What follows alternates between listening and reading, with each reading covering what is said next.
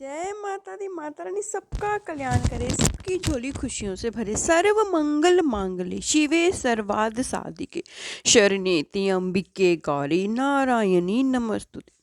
आज का मेरा जो टॉपिक है, परम मित्र कौन है। एक व्यक्ति था, उसके 3 मित्र थे। एक मित्र ऐसा था जो सदैव साथ देता था, एक पल एक क्षण भी बिछुड़ता नहीं था। दूसरा मित्र ऐसा था जो सुबह शाम मिलता, और तीसरा मित्र ऐसा था जो बहुत दिनों में कभी कभी मिलता था। एक दिन कुछ ऐसा हुआ कि उस व्यक्ति को अदालत में जाना था और किसी कार्यवाही साथ में किसी गवाह बनकर साथ लेकर जाना था। अब वह व्यक्ति अपने सबसे पहले अपने उस मित्र के पास गया जो सदैव उसका साथ देता था और बोला, मित्र क्या तुम मेरे साथ अदालत में गवाह बनकर चल सकते हो। वह मित्र बोला, माफ़ करो दोस्त, मुझे तो आज फुर्सत ही नहीं है। उस व्यक्ति ने सोचा कि ये मित्र में हमेशा मेरा साथ देता है, आज मुसीबत के समय इसने मुझे इनकार कर दिया। अब दूसरे मित्र से आशा है।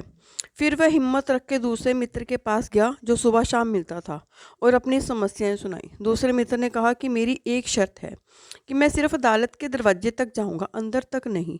वह बोला कि बाहर के लिए तो मैं ही बहुत हूँ, मुझे तो अंदर के लिए गवाह चाहिए। फिर वह थक हार कर अपने तीसरे मित्र के पास गया जो बहुत दिनों में मिलता था कभी कभी। उसने अपनी समस्या सुनाई। तीसरा मित्र उसकी समस्या सुनकर तुरंत उसके साथ चल दिया। अब वह सोच रहे होंगे कि वो 3 मित्र कौन हैं। तो चलिए हम आपको बताते हैं इस कथा का सार। जैसे हमने 3 मित्रों की बात सुनी, वैसे हर व्यक्ति के 3 मित्र होते हैं। सबसे पहला मित्र है हमारा शरीर।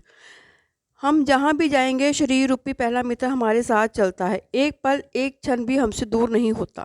दूसरा मित्र है शरीर के संबंधी, जैसे माता पिता, भाई बहन, मामा चाचा इत्यादि, इनके साथ रहते हैं, जो सुबह दोपहर शाम मिलते हैं। और तीसरा मित्र है हमारे कर्म, जो सदा हमारे साथ जाते हैं। जब आप सोचिए कि आत्मा जब शरीर छोड़कर धर्मराज की अदालत में जाती है, उस समय शरीर रूपी पहला मित्र एक कदम भी आगे चलकर साथ नहीं देता, जैसे कि उस पहले मित्र ने साथ नहीं दिया। दूसरा मित्र संबंधी शमशान घाट तक यानी अदालत के दरवाजे तक राम नाम सत्य कहते हुए जाते हैं, वहाँ से फिर वापस लौट आते हैं। और तीसरा मित्र है आपके कर्म। कर्म जो सदा ही साथ जाते हैं, चाहे अच्छे हों या बुरे। अगर हमारे कर्म सदा हमारे साथ चलते हैं तो हमको अपने कर्म पर ध्यान देना होगा। अगर हम अच्छे कर्म करेंगे तो किसी भी अदालत में जाने की ज़रूरत नहीं होगी, हमारे कर्म ही हमें आगे तक लेके जाते हैं। तो कोशिश करिए कि अपने कर्म इतने अच्छे करिए, सबसे इतनी दुआएं लीजिए और गरीबों की, ज़रूरतमंद लोगों की हेल्प कीजिए, ताकि हमारे कर्म जो हैं वो अच्छे बन सके और हमें किसी की गवाह की ज़रूरत ना पड़े ऊपर जाते हुए परमात्मा के दरबार में। जय माता दी। माता रानी सबका कल्याण करे, सबकी झोली खुशियों से भरे।